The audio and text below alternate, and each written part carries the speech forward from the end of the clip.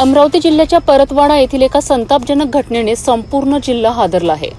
लग्नाचे आमिष दाखवून एका तरुणाने तरुणीचे लैंगिक शोषण केले आणि एवढ्यावरच न थांबता तिचे अश्लील व्हिडिओ सोशल मीडियावर व्हायरल करण्याची धमकी दिली।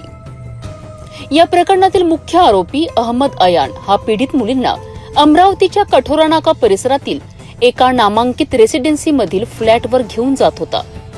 धक्कादायक बाब म्हणजे या फ्लॅटच्या 3ऱ्या मजल्यावर नेऊन तो मुलींवर अत्याचार करीत असे।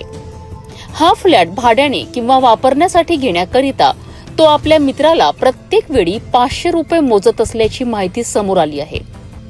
पोलिसांनी या फ्लॅटवर छापा टाकला असून तिथून एका आरोपीला बेड्या ठोकल्या आहेत। तपासादरम्यान अशीही माहिती समोर येत आहे की या ठिकाणी अनेक वेळा वेगवेगळ्या मुलींना आणले जात होते। काल पोलिसांनी घटनास्थळी जाऊन प्रत्यक्ष पाहणी आणि चौकशी केली आहे। या रॅकेटमध्ये अजून कोणाचे हात गुंतले आहेत का याचा तपास आता पोलीस करीत आहे।